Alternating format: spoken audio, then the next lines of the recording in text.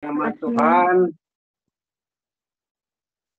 kita bisa melakukan persekutuan walaupun tidak dengan bertatap muka.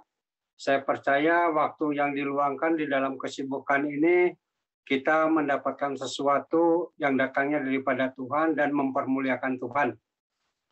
Saya pada hari ini diberikan tema panas atau dingin. Ayatnya di dalam Matius 24 ayat 24.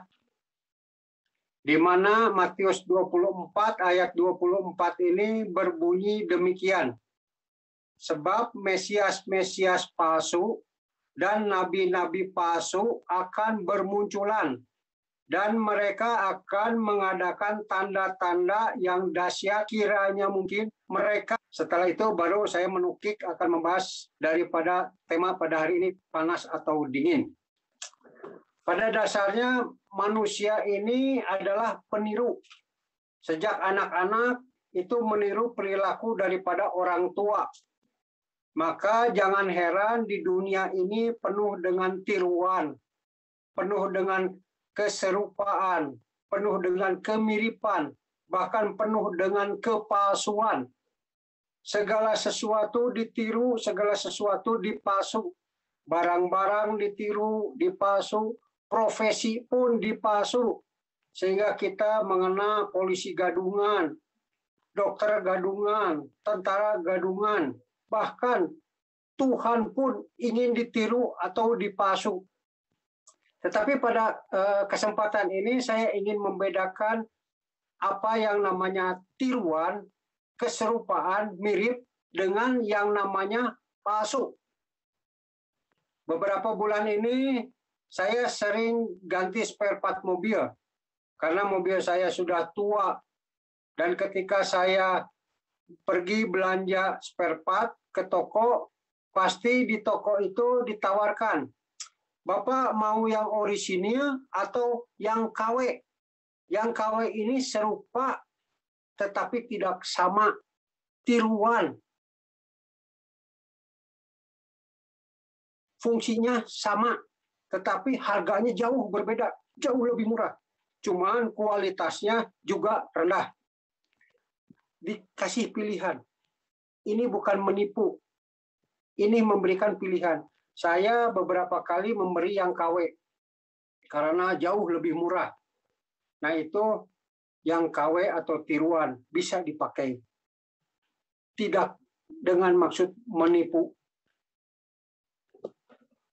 Di salah satu ruangan dosen di Amerika Serikat, itu dindingnya itu terdiri dari lukisan-lukisan, potret atau lukisan atau gambar. Itu gambar orang-orang yang hebat, pejuang-pejuang, orang-orang yang tangguh, penguasa-penguasa dunia, orang-orang yang disegani.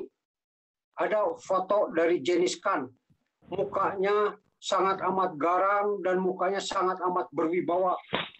Di sebelahnya ada Alexander the Great, penguasa dan penakluk Eropa yang luar biasa, mempunyai militer yang sangat amat kuat.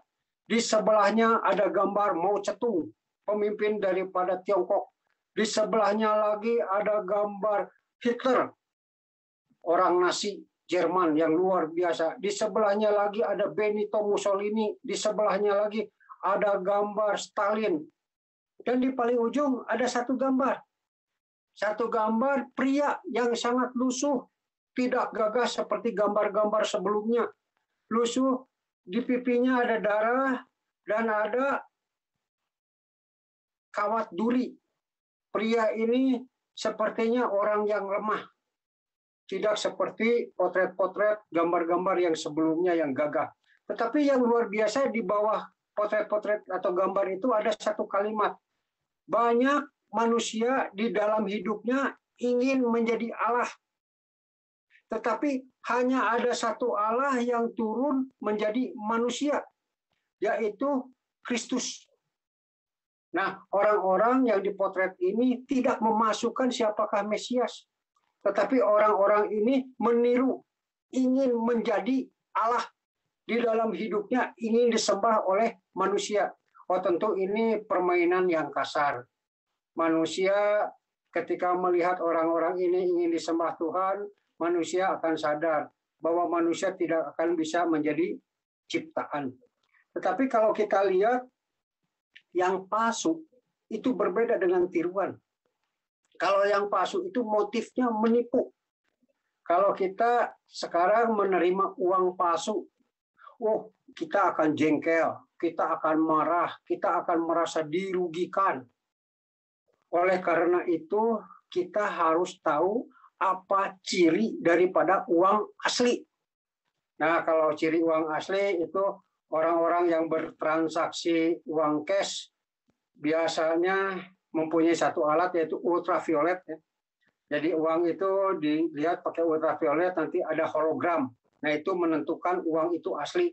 Tetapi kalau kita tidak punya ultraviolet, kita bisa mendapatkan apakah itu asli atau tidaknya dengan ciri kita raba sisinya tuh, diraba agak kasar, ada kode-kode. Itu sebetulnya untuk tunanetra ketika meraba itu dia tahu nominal uang itu berapa dan itu agak kasar. Setiap nominal pecahan rupiah itu berbeda. Dan kita bisa terawang, ada gambar. Juga kita bisa lihat ada benang pengaman. Jadi ketika mengetahui uang asli, kita perlu memahami apa ciri-ciri daripada uang asli. Diraba, diterawang, dilihat. Jadi kita tidak perlu mempelajari apa itu yang namanya palsu. Kita tadi baca di Matius 24 ayat 24 ada Mesias palsu, ada nabi-nabi palsu. Oh, ini satu peringatan untuk kita orang-orang percaya. Permainannya tidak kasar, permainannya halus, menyamar, menyerupai. Menyamar sebagai malaikat terang. Mesias palsu, nabi-nabi palsu itu beroperasi, bekerjanya bukan di luar gereja, bahkan di dalam gereja. Oh, ini sangat amat menakutkan. Timbul pertanyaan besarnya, bagaimana kita sebagai orang percaya bisa mengetahui apakah kita sedang berhadapan dengan Mesias palsu, nabi palsu, atau nabi yang asli, atau Mesias yang asli. Seperti tadi, ketika kita ingin mengetahui uang yang asli, kita cukup mempelajari ciri-ciri daripada uang asli. Demikian juga dengan ini. Kita cukup memahami ciri-ciri atau standar daripada ajaran yang sehat. Ajaran yang sehat di dalam kekristenan adalah yang pertama, harus esensinya mengajarkan Allah Tritunggal. Allah Bapa, Allah Putra, Allah Roh Kudus. Tiga pribadi, satu hakikat, setara. Tidak ada yang lebih rendah, setara. Tiga. Tritunggal, bukan dui tunggal, bukan yang lainnya. Tritunggal, tiga. Nah, ada aliran yang berkata demikian. Kalau saya percaya hanya Yesus saja, saya tidak mau menyembah Allah Bapa, saya tidak percaya kepada Roh Kudus. Oh, itu sesat. Kalau ada yang berkata, saya percaya kepada Allah Bapa dan Roh Kudus, tetapi kalau Yesus itu hanya manusia biasa yang baik, yang dipenuhi oleh Roh Kudus, dia ini bukan Tuhan. Oh, itu pun sesat. Jadi harus tiga Tritunggal ini benar terlebih dahulu. Itu saringan utama ajaran ini sehat atau tidak. Dan yang kedua, ajaran esensi Allah Tritunggal ini berdasarkan firman Tuhan. Nah, ini firman Tuhan yang sudah dikanonisasi Perjanjian Lama 39, Perjanjian Baru 27. Bukan berdasarkan pemimpin rohaninya, mempunyai penglihatan, dituliskan, nanti dipelajari, terus mencari ayat-ayat, atau mendapatkan pewahyuan baru, terus mencari ayat-ayat. Tidak. Ajaran yang sehat adalah pertama berdasarkan Allah Tritunggal yang didasarkan dengan Alkitab, firman Tuhan. Nah, itu ajaran yang sehat. Itu saringan pertama, ini aja Mesias palsu, Mesias asli, nabi palsu atau nabi asli, ajaran sehat atau tidak sehat. Ini saya pikir sangat amat penting. Ajaran sehat sesuatu yang bukan palsu, ini berdampaknya bukan hanya di kehidupan sekarang ini, tetapi di kehidupan yang akan datang sampai kepada kekekalan. Ajaran yang sehat tidak hanya menekankan mujizat, tidak hanya menekankan berkat-berkat. Ajaran yang sehat itu membawa kita lebih dekat kepada pribadi Yesus, pengenalannya akan pribadi Yesus. Sehingga pada akhirnya kita disatukan dengan Kristus. Nah, itu adalah makna daripada Matius 24 ayat 24. Peringatan tentang yang asli. Nah, sekarang saya ingin membahas tema yang diberikan kepada saya. Tema yang diberikan kepada saya itu panas atau dingin. Nah, ini izinkan saya membaca referensi ayatnya yang lain, bukan dari Matius. Saya ambil dari Wahyu. Wahyu 3 ayat 14 dan 15. 15 dan 16. Demikian bunyi firman Tuhan yang dituliskan kepada jemaat Laodikia. Aku tahu segala pekerjaanmu. Engkau tidak dingin dan engkau tidak panas. Alangkah baiknya jika engkau dingin atau panas. Jadi karena engkau suam-suam kuku dan tidak dingin atau panas, aku akan memuntahkan engkau dari mulutku. Nah, ini tulisan peringatan untuk jemaat di Laodikia. Laodikia adalah salah satu kota di Israel sana, di mana Laodikia kota ini mendapatkan dua aliran air yang berbeda. Yang pertama datangnya dari Kolose. Kota Kolose airnya air dingin. Yang kedua datangnya dari Hierapolis. Airnya air panas. Air dingin dan air panas itu beda salurannya. Tidak menyatu, beda salurannya. Karena fungsinya berbeda. Kalau air dingin yang dari Kolose itu dimanfaatkan seperti air biasanya. Seperti air kita. Dipakai mandi, dipakai nyuci, dipakai MCK, dan lain sebagainya. Fungsi daripada air. Air yang panas itu dipakai untuk terapi. Mungkin kalau di Bandung ini air panas ini seperti di Ciater itu ya. Ada air yang keluar dari gunung berapi, ada belerangnya. Dan itu pun dipakai terapi untuk penyakit kulit dan lain sebagainya. Jadi ini dua berbeda. Dan ketika ada yang mau menyatukan, air itu menjadi suam-suam kuku, menjadi hangat dan mubazir dan tidak bisa berfungsi karena air yang disatukan panas dan dingin.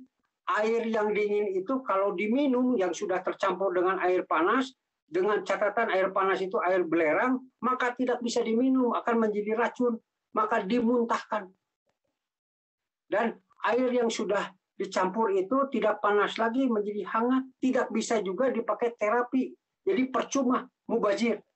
Nah, ada tafsiran mengenai ayat ini. Ayat ini dikatakan, oh itu panas itu rohani, sedangkan dingin itu duniawi. Jadi kalau hidup itu kalau mau masuk ke yang rohani, tinggalkanlah yang duniawi. Jadi mana yang lebih bagus, yang rohani atau yang duniawi, begitu. Padahal penekanan daripada ayat ini bukan berkata mana yang lebih bagus, tetapi kita ini hidup harus meaningful. Hidup harus berfungsi. Kalau mau menjadi dingin, dinginlah dan berfungsi.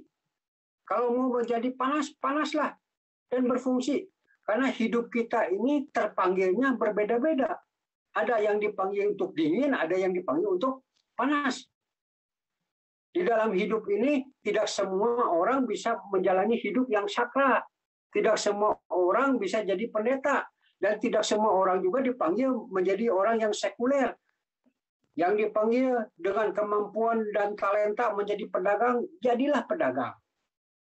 Yang dipanggil jadi montir, jadilah montir. Yang dipanggil jadi rohaniawan, jadilah rohaniawan. Yang dipanggil jadi atlet, jadilah atlet. Berfungsi meaningful. Hidup itu harus meaningful, sesuai dengan kemampuan, sesuai dengan talenta. Jadi kalau ditanya mana yang lebih bagus, panas atau dingin, sama. Asal dua-duanya bisa berfungsi. Nah, itu tentang panas dan dingin. Nah, Bapak Ibu Saudara sekalian, mengenai topik ini saya pikir saya tidak usah panjang lebar. Saya cukupkan sedemikian. Kalau Bapak Ibu Saudara mungkin ada yang mau bertanya, 1 pertanyaan, 2 pertanyaan, silahkan. Kalau masih ada waktu saya jawab. Kalau tidak, kita tutup. Dipersilahkan.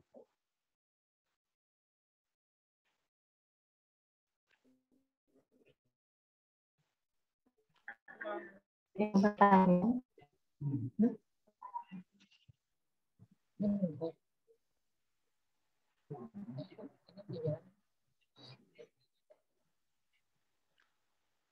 Kalau nggak ada, boleh minta tolong Pendeta David buat tutup dalam doa.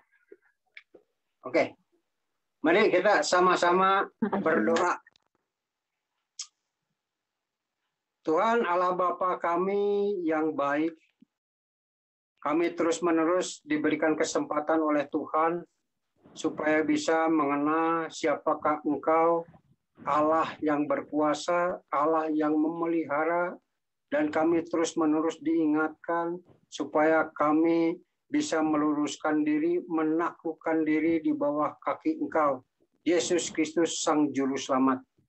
Tuhan, kiranya kami menyerahkan hari-hari kami ke depan, di mana semakin hari kami tahu hari yang kami hadapi tidak semakin mudah, tetapi kami yakin jika kami berada di dalam Tuhan, kami beroleh jalan dan kami akan beroleh kemenangan pada akhirnya. Kami menyerahkan segala sesuatunya ke dalam tangan Tuhan. Tuhan yang tahu, Tuhan akan memberdayakan kami, Tuhan akan membuat kami menjadi manusia yang bermanfaat, manusia yang berfungsi untuk sesama dan untuk mempermuliakan Tuhan. Tuhan, kiranya pada hari ini curahkanlah berkat-Mu kepada setiap kami, berkat yang datangnya daripada Allah Bapa, Allah Putra, dan Allah Roh Kudus, yang akan memimpin kami dari sekarang sampai dengan selama-lamanya. Amin. Ya, terima kasih persekutuannya. Tuhan memberkati. Terima kasih ya Pak. Iya, terima kasih banyak Pendeta David buat pesannya juga ya. Kalau kita harus berfungsi sesuai kemampuan dan talenta kita. Thank you buat semua yang udah datang. Selamat beraktivitas kembali. Jumat depan kita ada doa. Buat yang mau doa bareng, sangat welcome banget ya. Oke, selamat beraktivitas kembali. Terima kasih.